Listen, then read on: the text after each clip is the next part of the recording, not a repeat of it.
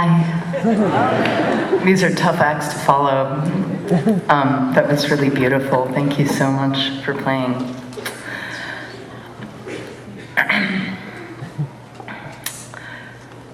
I wanted to start my speech to you by giving you a personal round of applause for getting out of college alive. Congratulations.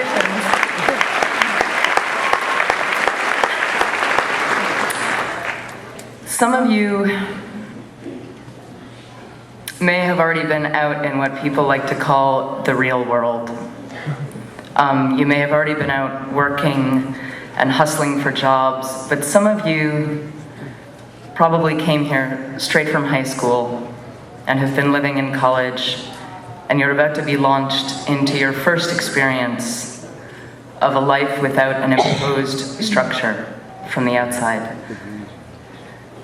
You may have lived an entire life with a structure imposed by your parents or by a school or some kind of system, and you're entering a world with no solid rules and no course book and no good and evil measuring stick given to you by somebody else, which is awesome, but it's also incredibly confusing. And I only have a couple of minutes to talk to you, and I thought for a long time about what I wanted to talk about. When I graduated, I went to Wesleyan University. And when I graduated in 1998, after 4 very confusing years, our graduation speaker, the commencement speaker, I'm not kidding, was Oprah. And I think she had a niece in my graduating class, and I don't remember anything about what she talked about. I'm sure it was really awesome and inspiring, but I don't remember. And I thought, if I have 5 minutes to talk to you guys, I wanted you to be able to take away one thing that you would definitely remember. So I'm going to tell you today about something that my friends and I call the fraud police. The fraud police are this imaginary, terrifying force of experts and real grown-ups who don't exist and who come knocking on your door at 3 a.m. when you least expect it, saying, "Fraud police, we've been watching you and we have evidence that you have no idea what you are doing." And you stand accused of the crime of completely making shit up as you go along. You do not actually deserve your job, and we're taking everything away, and we're telling everybody. And people working in the arts especially have to combat the inner fraud police on a daily basis. And even if you are a very happy, healthy, confident person, the fear of the fraud police is ever lurking. And it really doesn't matter who you are. I have friends who are teachers and writers and psychologists and scientists and pretty much every profession under the sun, and everybody, every so-called adult I know has had this feeling about their job and themselves at some level.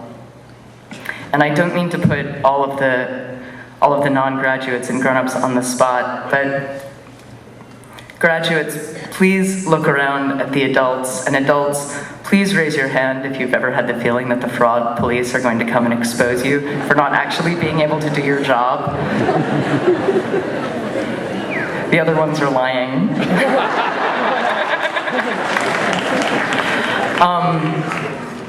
So the good news is it does get a little better, and it gets easier, but it never really goes away. And do not think for a second that the people that you see out in the real world, working real jobs, all the professionals, do not make the mistake of thinking that they totally know what they are doing and that they have things totally figured out, because they don't. And a lot of you are heading into fields where there's no rule book. No rule book has ever been written for your profession because it can't be written. And lawyers and doctors and astrophysicists actually have an easier time, I think, in a certain sense, because they have specific tracks they can follow, and they can get PhDs, and once you've clocked your 10,000 hours and passed all of the tests, You get magically let into a room where someone gives you a knife and you can start cutting people's brains open because you're an expert. But I believe even these guys fear the fraud police, and even a seasoned expert brain surgeon wielding a scalpel about to cut somebody's head open must have that moment where she thinks, I can't believe they're letting me do this. Don't they know I am a complete fool? I lost my keys this morning, I dropped my cell phone in a puddle, and it's broken, and I am here holding a sharp knife about to cut a human being's head open, and they might die. Who is letting me do this? They're crazy.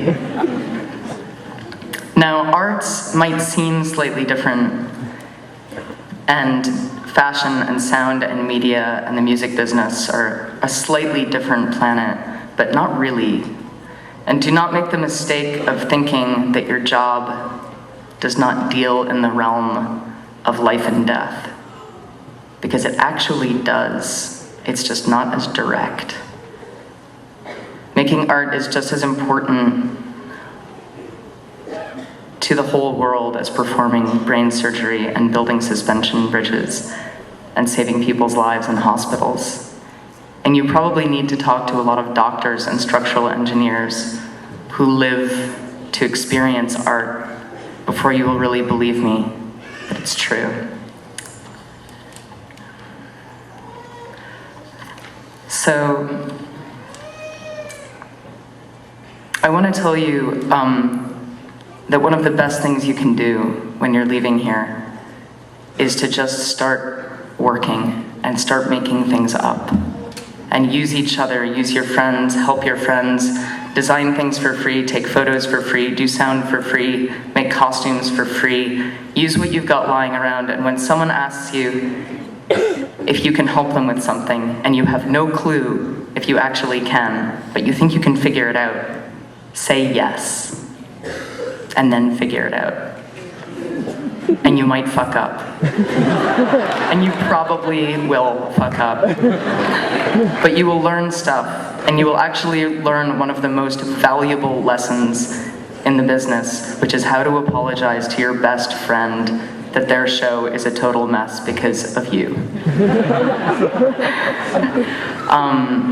My husband, Neil Gaiman, who's in the audience today, started as a journalist, and he loves telling the story of how he got his first jobs as a journalist when he was a young, starving writer with no work by calling up magazines and lying to them about all the other magazines he had written for. And they didn't check, they just believed him, so they gave him jobs, but he proved he could write.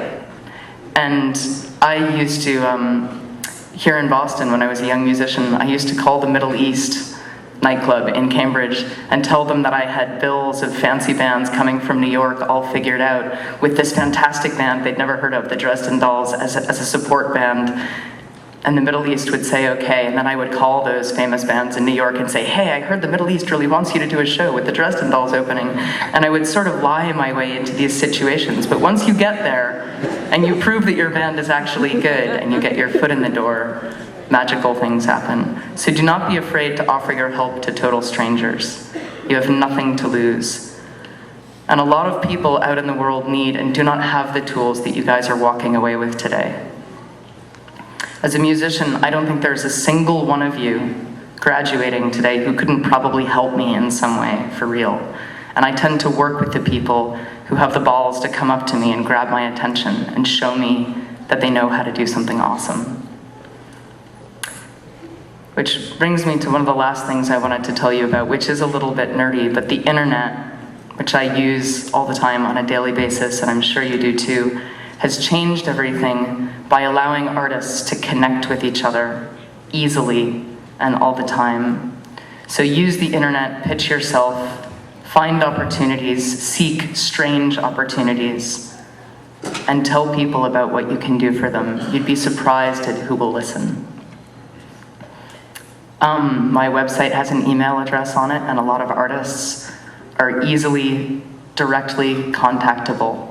So offer your help and your talent and your time and your energy, because there is an unwritten code out there right now, especially online, that we're all helping each other to build a beautiful, crazy, lawless new world where there are no rules about how it gets built. We are making the rules up as we go along, and we are changing them every single day. And eventually, I promise you, you will get to a point where the fraud police will come knocking, and you will open the door, and when they accuse you of being a fraud, you will honestly be able to say, "You're right. I still have no idea what I'm actually doing. I am making this shit up as I go along, but it is working out just fine." And also here in behind me is an incredible party with awesome people, a bumping sound system that we built ourselves out of salvaged parts, with a giant electronic glass bubble bath installation filled with escaped pandas and dancing girls that we found on Craigslist, and you are not invited. Congratulations, you guys.